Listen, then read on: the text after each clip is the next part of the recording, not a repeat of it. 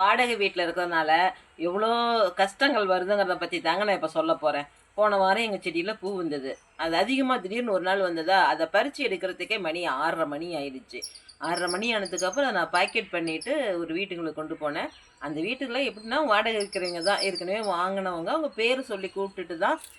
Line வீடு, பெரிய ஹைஜீனிக்லாம் இல்லை. சும்மா ஒரு ஓட்டு இதை தடுத்து ஒரு லைனாக இருக்கும். அதில் வாசல் சந்து இவ்வளோதான் இருக்கும். அந்த வீட்டில் கூப்பிட்டுக்கிட்டே போனேன். 2 நாய் இருந்தது. அந்த நாய் ஏற்கனவே பழக்கமான நாய் தான். அந்த வீட்டுக்காரம்மா இருந்தது.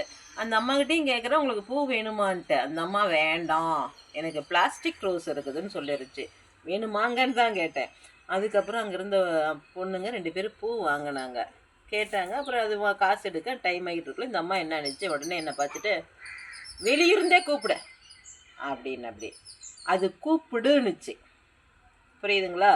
அதுக்கப்புறம் நான் காதில் சரிங்கிற மாதிரின்ட்டு பார்த்துட்டு பேசாமல் இருந்துக்கிட்டேன்.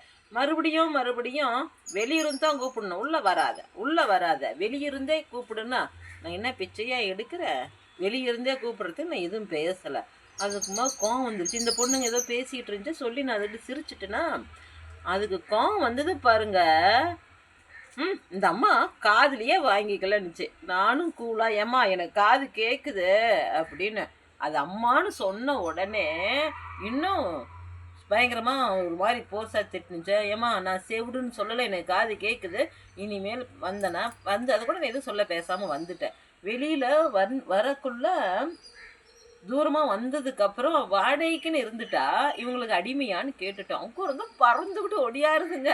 ஓடி வந்து அவனு கத்துனுச்சு, உங்ககிட்ட பேசுகிறதுக்கெலாம் எனக்கு நேரம் இல்லை அப்படின்ட்டு. ஏன்னா எனக்கு இன்னும் 10 பாக்கெட்டு பூ இருந்துச்சு விற்கணும்னு சொல்லிட்டு வந்துட்டேன்.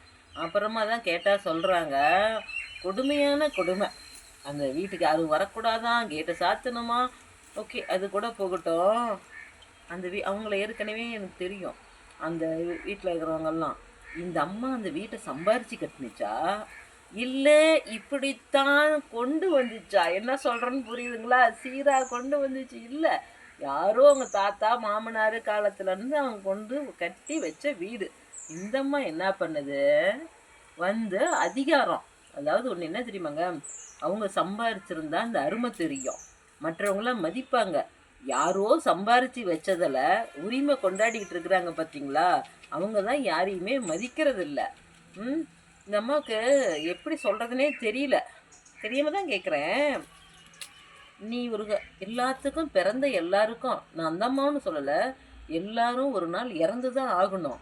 நீ இறந்தா என்னதுன்னு சொல்லிக்கிறிய, அங்கே எது புதைக்க போகிறாங்களா? இப்போல்லாம் வந்து அதாவது ஒரு ஏழை பாளைங்க கூட சுடுகாட்டில் புதைக்கிறாங்க. அந்த வருஷம் தீதி அமாவாசை எதுக்கோ ஒன்று செய்கிறாங்க. இந்த மாதிரி பணக்காரங்களுக்கு ஒரே செகண்ட் என்ன பண்ணுறாங்க, கரண்டில் வைக்கிறாங்க, சாம்பலை கையில் கொடுக்குறாங்க, அந்த சாம்பலை கொண்டு போய் ஏரியில் கரைச்சி விட்டுறாங்க. இப்படி இருக்கக்குள்ளேயே என்ன அதுக்கு இந்த ஆடு ஆடுதுன்னு தெரியல. அங்கே இருக்கிறவங்களாம் பாவம். ஒரு வாடகைக்கு இருந்துட்டாங்கன்னா உள்ளே வரக்கூடாது, வெளியே வரக்கூடாது, லைட் எரியக்கூடாது, இவ்வளவும் நல்லா எல்லா வசதியும் செஞ்சுருந்தா வீடுனா கூட பரவாயில்ல. அந்த மாதிரி அட்டூழியம் பண்ணுதுங்க. அதாவது எல்லாரையும் மதிக்க கற்றுக்கணும்.